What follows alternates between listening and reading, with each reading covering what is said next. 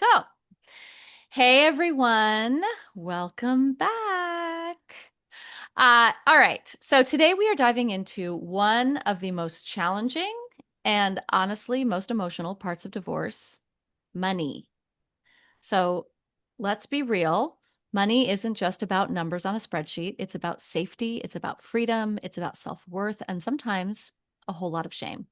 So, my guest today is Shari Rash, a nationally recognized financial advisor, money mindset expert, and the host of Everyone's Talkin' Money, which I am also on this week. Everyone's Talkin' Money was named a top 4 money podcast by the New York Times with over 24 million downloads. Shari has also been named a 2024 Best Wealth Manager and Advisor Under 40 by Investment News. And she's known for breaking down complex financial topics into real life conversations that empower women to their own worth and build lasting wealth. So I'm really excited about this conversation. Shari, welcome. Thank you so much for being here. Thank you for having me. I'm also very excited for us to speak. Yeah. So, all right. You talk a lot about minimalism and uh, and money mindset, obviously, on your podcast. And for many women who are going through divorce, money can feel super overwhelming. Like every decision is high stakes, and it feels like there's never enough, right?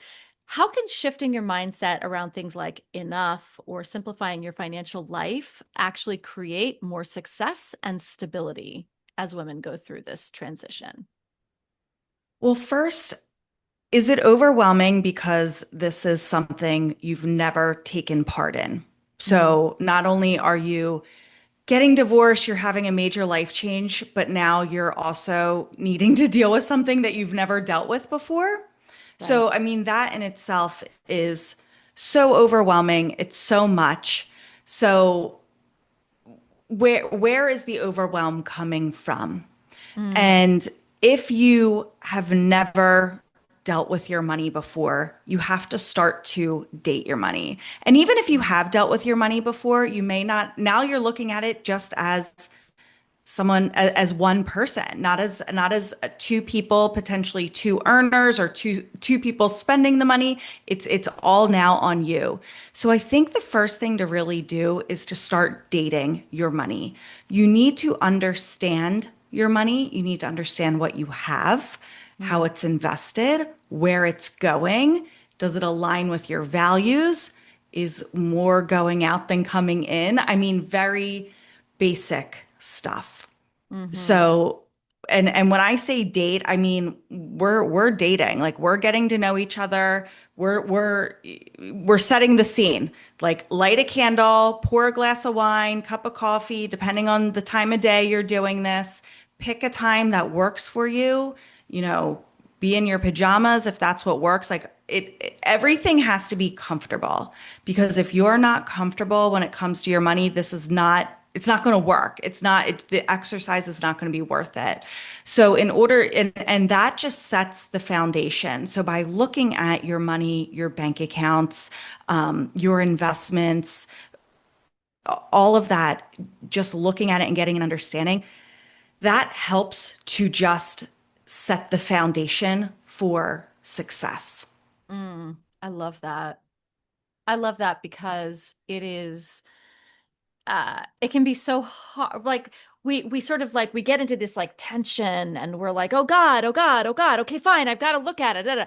But the idea of like setting the stage for it to be intimate and loving and kind, perhaps, um, yeah, I really that's sort of special.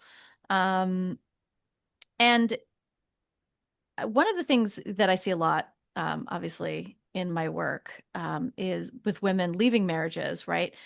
Um, is they're told, you talk a lot about money mindset and money stories, right? And one of the stories that women absorb often in relationships is that they're bad with money, that they shouldn't, oh, pretty lady, you don't need to handle the finances. Um, and those messages stick, right? Some of us, look, we come to it with our own money stories from our childhood, from our history, all of that. And then some of them are kind of implanted in our relationships. What are some of the most common deep-seated money beliefs that hold women back? And how can someone start to uncover and challenge these limiting beliefs, like in the context even of these dates? Yeah. So one of the biggest beliefs that women will have is, I'm just not good at money. I can't do it. Mm, Or I'll speak to women who are married and they'll say, well, my husband, he has a spreadsheet and he's so organized and he just takes care of all of it. And it's like that, that's great. Have yeah. you seen the spreadsheet? Right? Why can't you see the spreadsheet? Why don't you want to see the spreadsheet? Hmm. And there's a 94% chance as a woman, you are going to be at some point in your life your sole financial decision maker, whether it's through never getting married, divorce, widowhood. The odds are very high. You are going to be solely responsible for your finances. So, say that again, 94%? 94% chance. Yep, Because, I mean, we tend to outlive men, by the way. So even if you stay married for the duration, at a certain point, it's gonna land in your lap. exactly. Hmm. Exactly. So, would you rather it land in your lap when, life is steady, or would you rather it land in your lap when you're in transition, getting divorced, widowhood? You're already taking a stressful situation, an emotional situation, and just like pouring gasoline on the fire if now you're solely responsible for your money as well. Hmm. But we're told we are not good with money. We're spenders. We're frivolous. We waste money. You don't know how to invest and we believe it because it's easy to believe it. Because you're right. I don't know anything about money. And like, okay, I'm just going to continue not knowing anything about money because it's fine. That's kind of my job. I'm not supposed to. Mm. And it's not our fault. In financial services, women represent about 16% of the population of those in personal finance. Interesting. So right there, like we're a minority in finance. If you were Yeah. to turn on the TV and turn on CNBC, which is the investing channel, the market channel, and you would put on ESPN and put them right next to each other and like on mute, it would look nearly Same dude. identical. Yeah. Same Same guys, dude. right? Same suit, real excited, yelling, numbers flashing at the bottom, not knowing what those numbers are. It looks the same because it wasn't designed for women. Right. And of course, it wasn't designed for women because men are in finance. You think of bros in suits. Men are in finance designing channels and books and all this stuff for themselves, for men. And they're not doing it purposefully to leave women out. Men and Mm. women just speak a different language when it comes to money. Mm. And so when men talk about money, they talk about performance. They talk about numbers, accumulating, their portfolios grow. Hmm. When women talk about money, they talk about what can money do for me? How Mm. can it help me achieve my goals? Mm. Mm. So when I'm talking to clients and I'm speaking to a husband and wife and they're sitting right next to each other or partners, and I'll say, your your 529 college savings account for that, and that's used to pay for your child's college education, it returned 7% this year. And what that means is if it continues on this route, you will have enough money to pay for 5 semesters at Clemson. And what that does is that appeals to both languages. It appeals to the male brain. He heard 7%, continuing, I'm doing great. The wife, the woman heard, oh, it's going to achieve our goal. we want to pay for college. That's why we have this account. It's going to achieve our goal. So, but if I were to have only said, yep, return 7%, everything looks great, the woman would have left the meeting feeling like empty. I'd have no idea what if is 7% good, bad, I don't know. Yeah. So it's not our fault that we don't feel comfortable talking about money. It's because the people talking to us don't speak our language. So we automatically feel like, do not enter. This is not a space for me. Yes. Yes. They're not speaking our language. And so much, as you said, like so much of it is. And so this idea that we have limiting beliefs or whatever, it's put on us. It is. It is. I mean, if you think about if you most of us did not grow up talking about money, right? Or if Hmm. we did, it was Hmm. taboo. It's not ladylike to talk about money. Hmm. So we heard those things as well. If someone were to talk about money, it was likely our fathers or the males in our life. And Right. again, if and just think about like a male speaking to like a little girl. Already there's a difference, right? But Hmm. if they're not even speaking the same language on top of it, of course the father is going to say like, "Oh, that you want to spend your money on that? Like that's silly or that's frivolous or that why do you need to do that? You Hmm. should save it." And it's like, well, that's not appealing to a little kid to save it. And it's like, well, you're just spending your money. So it's like all of these things, and they seem like no big deal, but they all like pile up in our brains. And it's just like repetitive, like, you don't know what you're doing with money. You're no good at it. It's not your job. Like, move on, focus on Yeah. something else. Yes. Yes. So, for a lot of women, right? I mean, this messaging started young. We're like looking at the finance bros, now the tech bros, right? It's like, it's almost like it's exponential, right? They're like gremlins. They just keep populating. Uh, Bros are multiplying. the bros are multiplying. Don't feed them after midnight. Um, but for some, it's not just like old messaging, right? It's actual harm. Um, because we've got women who are being financially abused, many of whom are listening to this podcast. Um, so for someone carrying that sort of inherited shame, right? This shame that's coming from a partner who's telling them whatever the messaging is, they're not allowed. Essentially, is the message, right? What is the very first step that you would encourage them to take to start rebuilding their own confidence with their relationship with money? Just like one step. It, I guess it would start with, well, one, is your partner willing to share any information with you Mm, about money? mm-hmm, mm-hmm.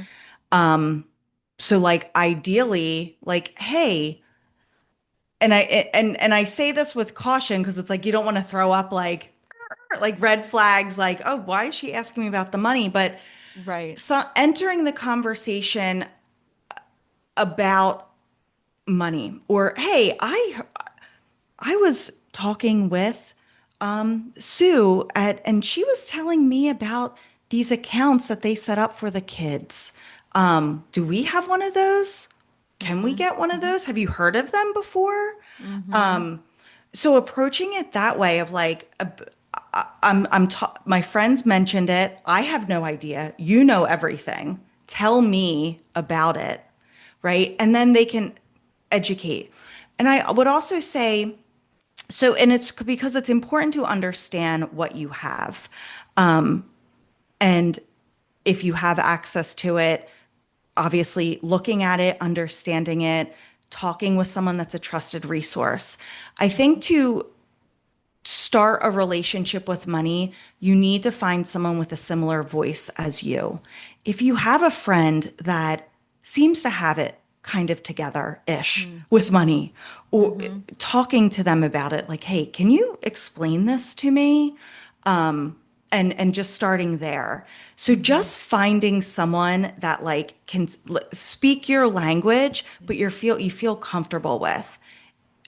If you listening to podcasts can help. Don't read a book. If you like reading books, fine, but I can't even get through finance books, and like that's my life. So like I don't think reading books are the answer. They're just really hard to read. But like if you like listening to stuff or taking a class, just finding a way that works with however you're comfortable to start introducing you to the topic. And then again, how what and then working your way into understanding what your household has. Yeah. I love this idea of like figuring out, first of all, figure out how you like to learn, right? Because again, you've got the tech bros speaking, or, the finance bros speaking finance language in like this coded, right? That makes me feel stupid. And then you're going to like pick up a book you're going to keep falling asleep because you don't understand it. Like, right. And look, if reading is your thing, if you love books, like have at it, but also maybe find one that's written by a woman. Find Now we have this like actual wealth of information that is for women out there in terms of finances. And definitely Shari's podcast is, one of the top. So hit that because if you're watching and or listening to this podcast, you maybe like podcasts. So, that's a great way to do it. But I like that idea that, you know, taking baby steps to almost nurture yourself into the process and finding other people who can explain things to you. Um, I've learned so much from friends who do things that terrify me or I don't understand, and they do it like it's no big deal to them. And I'm like, how? How do you do that? And I've actually learned a ton about that. My fiance, who is the most organized human being I have ever met in my life, with chores, tasks, time, physical space, right? And I've learned because I am a chaotic mess all the time, I feel like. And I'm learning how to not be by just kind of like, wait, how do you do that? Oh, you put it there. Oh, that's interesting, right? Like other people are your best friend. Um, so obviously we're talking about the fact that like money isn't just about the dollars in our bank account, right? It affects every part of our lives. And for women in the middle of, or just, after divorce, and they're like, kind of reeling from it all, what are some of the ways that you see that money influences their lives that they may not even be realizing? One, when you're getting to know your money, or if you want to become more familiar with it, also don't put the pressure on yourself that you have to know everything about it.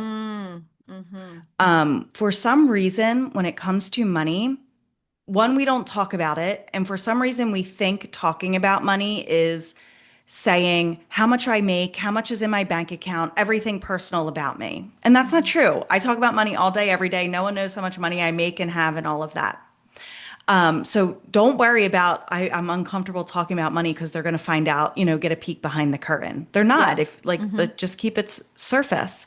Mm-hmm. But also becoming more familiar with money doesn't mean you need to become an expert and turn on the bros on TV and watch CNBC every day. Like that's not happening. So like let's set expectations as well, right?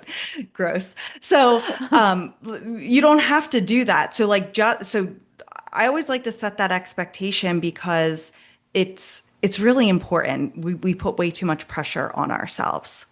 Mm-hmm. Money can influence our lives without us realizing it. One of, do we like money? Like, do you like it? Or do you, if opening up your banking app, like your stomach hurts, that's terrible. Like that is horrible. And we deal with money every single day, multiple times a day. If you don't have a neutral relationship, I'm not even saying loving it, neutral. Mm-hmm. If you're anything less than neutral, how terrible. You're dealing with something multiple times a day that you don't like. And just imagine like how much that messes with your head.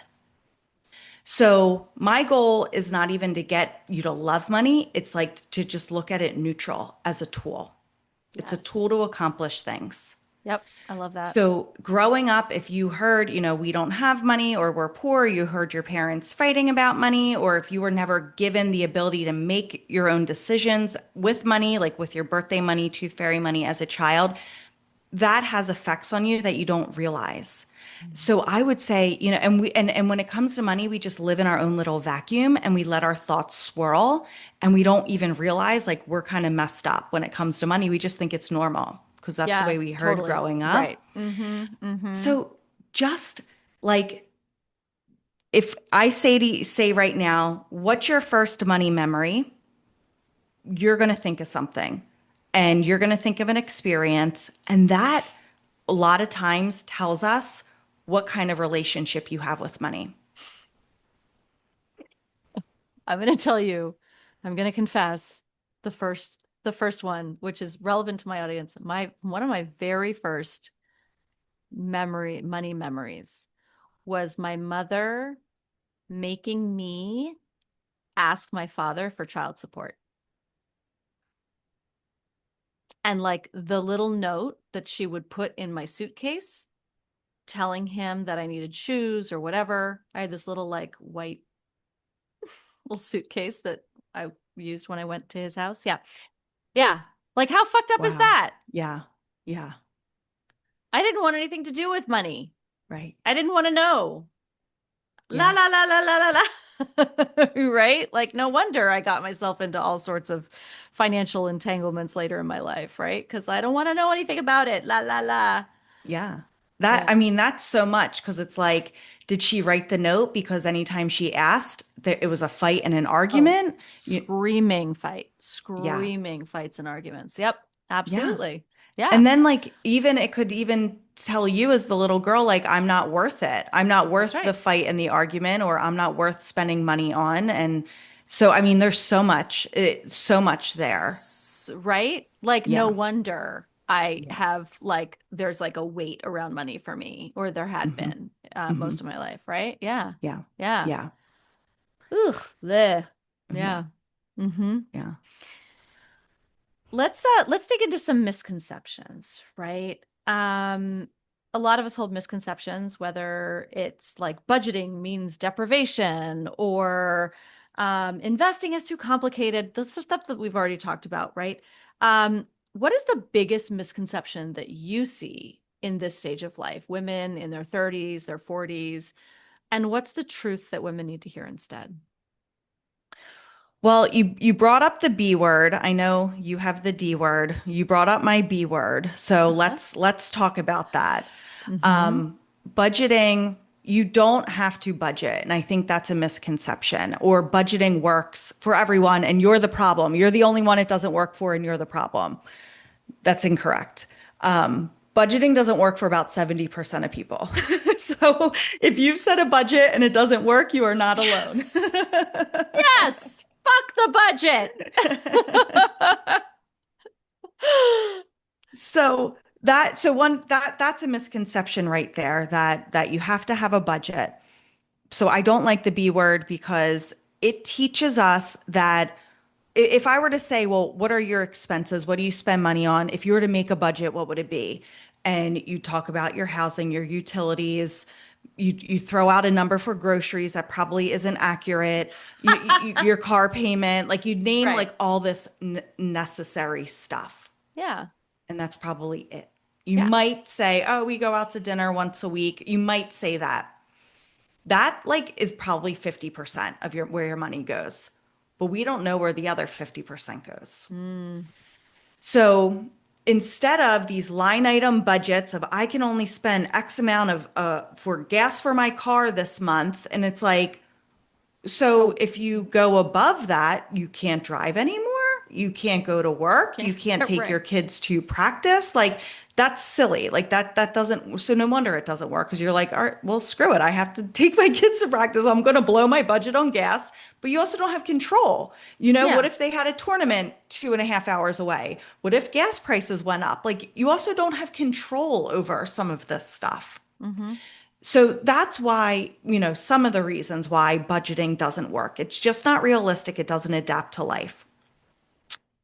But that doesn't mean we're going hog wild. We need instead are guardrails.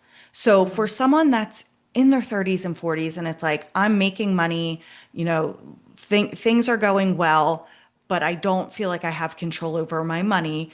It is because you are letting your money control you. Mm-hmm. You need to have a plan for your money.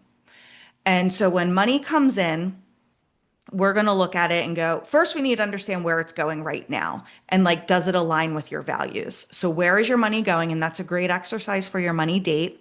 Like if one of your values is traveling and you spend most of your money on a Target and you don't travel at all, your values are misaligned. Either your values are off Why are you or you're attacking me? Why? that one Why? hit home. I'm Why? sorry. Why you gotta be so mean, Sherry? That just Listen. means we need to get you spending money on traveling if that's what's most important to you. So by spending and so I'm not saying don't spend Yeah. where it matters to you.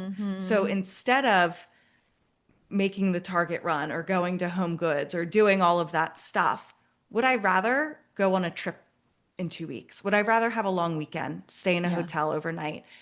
So getting your spending to match what's valuable to you is so important. And right Hmm. there, you're going to start to have more control over your money.